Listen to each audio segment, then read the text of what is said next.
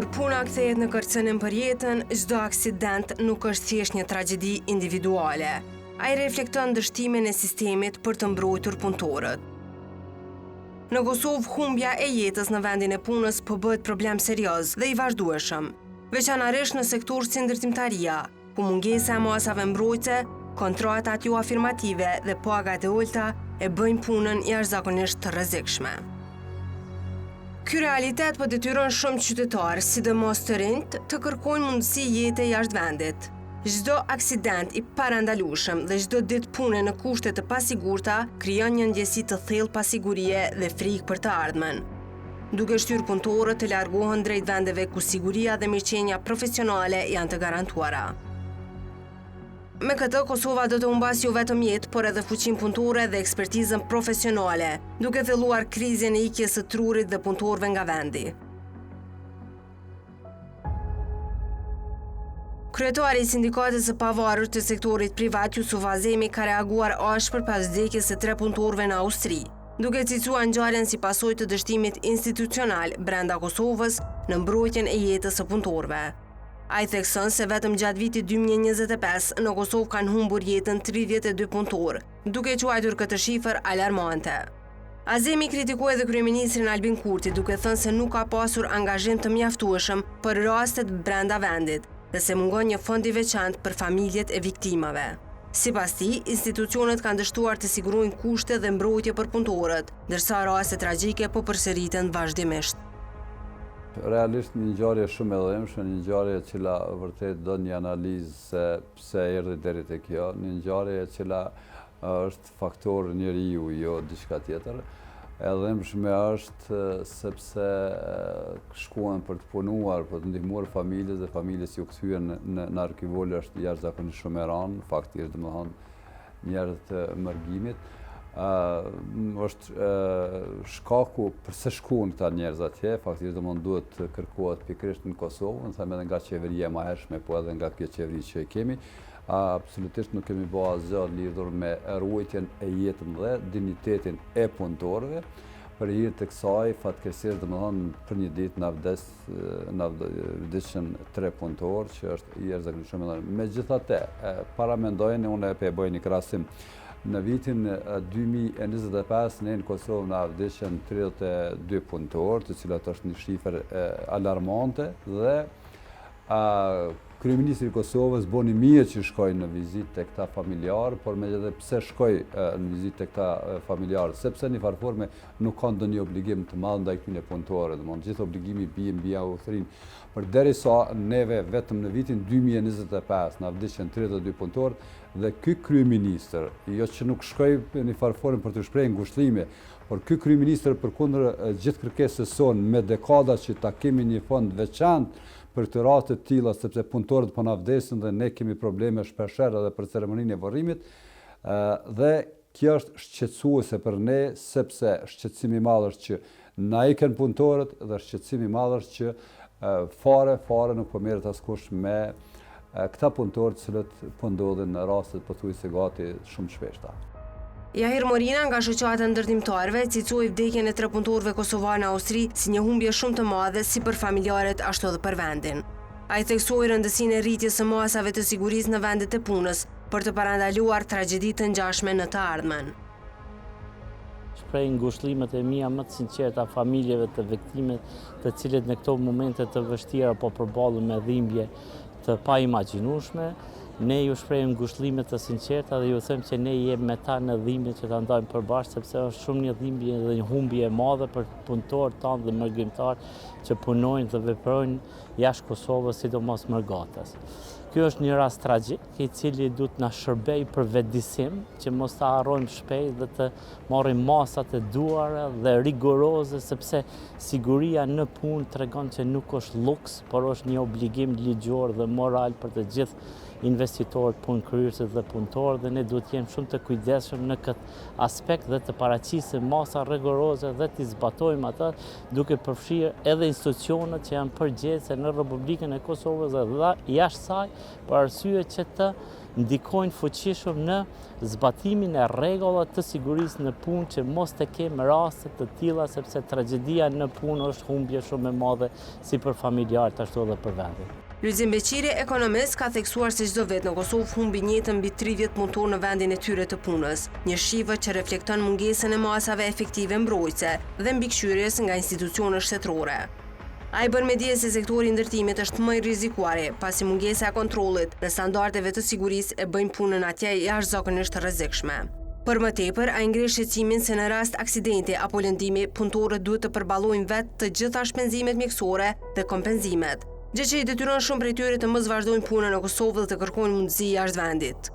Kjo situatë sipas tij jo vetëm rrezikon jetën e punëtorëve, por edhe dobëson fuqinë punëtore brenda vendit dhe nxit ikjen e ekspertizës profesionale jashtë kufive të Kosovës.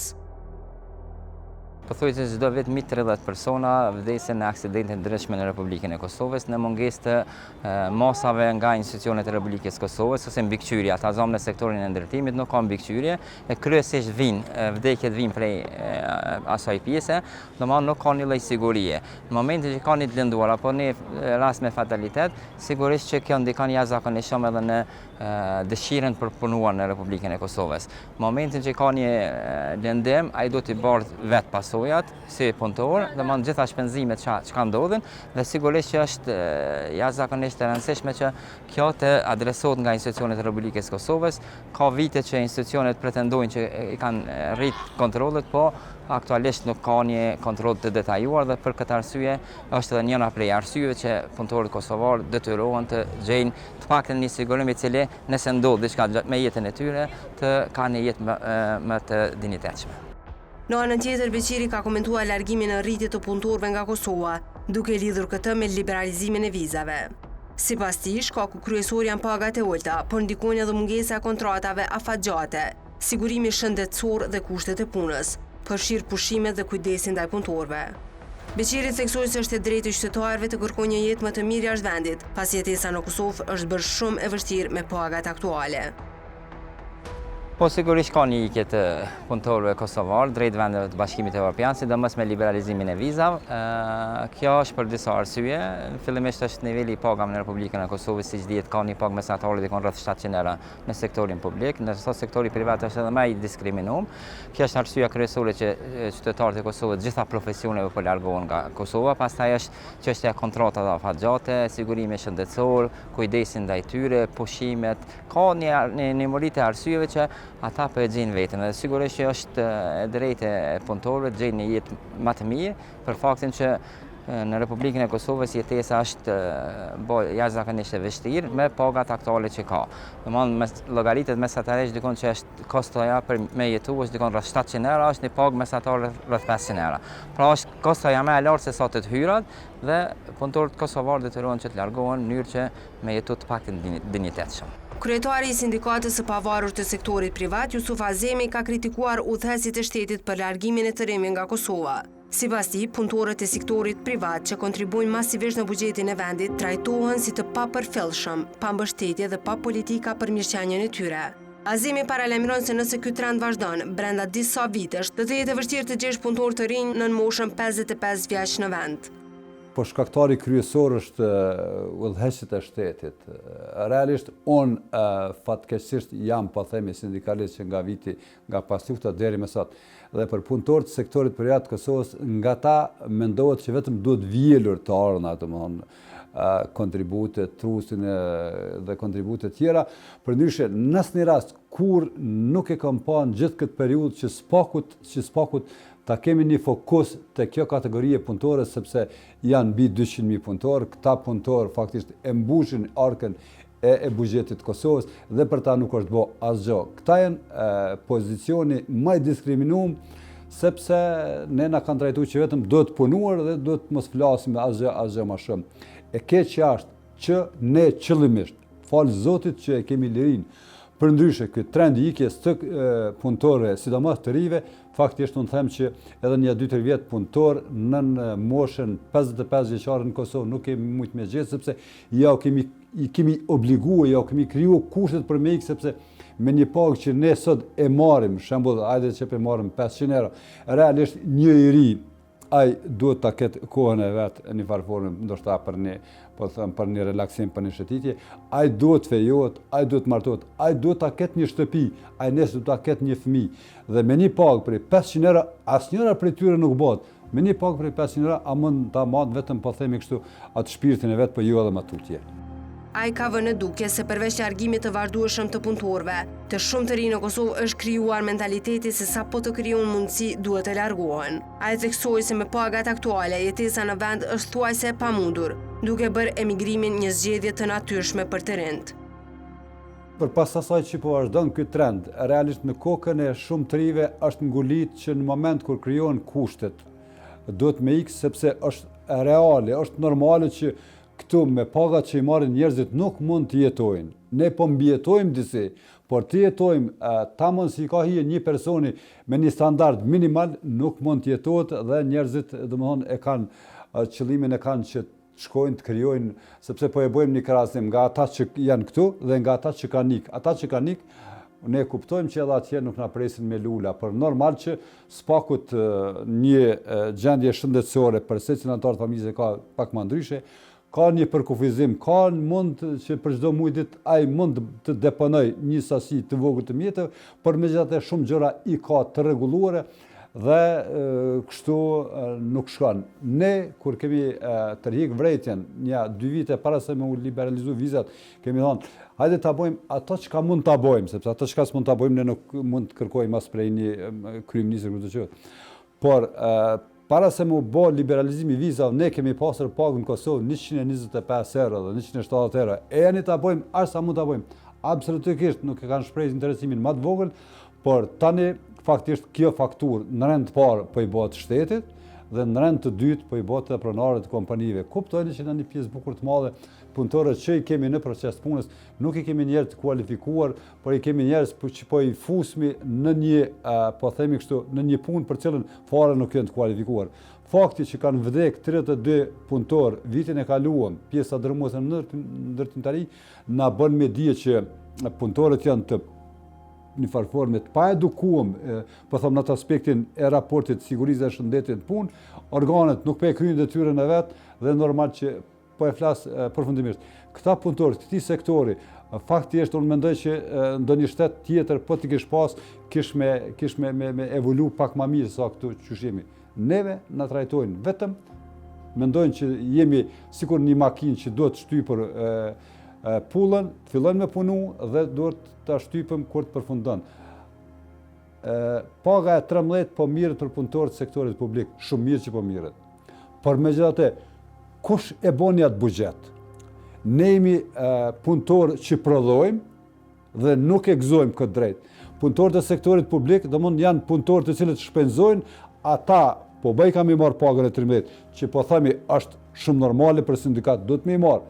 Po pse ky diskriminim? Sa herë që punëtorët e sektorit publik janë stimuluar, më sa janë stimuluar, punëtorët e sektorit privat të Kosovës asnjëherë bile janë stimuluar deri më tani, nëse don me punu mirë, nëse nuk don, mund të shkosh. Përndryshe normal që rrethonat kanë ndryshuar, por megjithatë edhe sot kur ne po bisedojmë, kemi punëtorë që sankcionohen dhe nuk e marrin pagën minimale, që kjo nuk guxon me mu dhon paga minimale në kushte normale. Paga minimale guxon me dhon vetëm kur kompania është falimentime sipër, ose ndaj, për shembull, ndaj ka lëvizje, po them kushte natyrore, kështu ndonjë farë dridhje, tërmet, diçka përndryshe nuk guxon me dhon. Tek ne nuk po jepet asaj. Përkundër asaj që shtetin në tavolini ka gjitha këto që po i flasun ne. Ku do qoftë në Kosovë ku paga minimale nuk respektohet, minimumi i minimumit, faktikisht domon shteti nuk po intervenon. Jahir Morina nga shoqata e ndërtimtarëve ka kritikuar qeverinë për mungesë veprimi në mbrojtjen e punëtorëve, duke theksuar se pas liberalizimit të vizave po rritet ndjeshëm ikja e tyre drejt Evropës. Ai nënvizon se pagat e ulta, kontratat jo afirmative dhe pasiguria në vendin e punës e bëjnë të pamundur që qytetarët të qëndrojnë në Kosovë, duke detyruar shtetin të humbas fuqinë punëtore dhe ekspertizën profesionale. Morina shton se kjo situatë tregon dështimin e institucioneve për të siguruar kushte minimale pune dhe mirëqenie për qytetarët.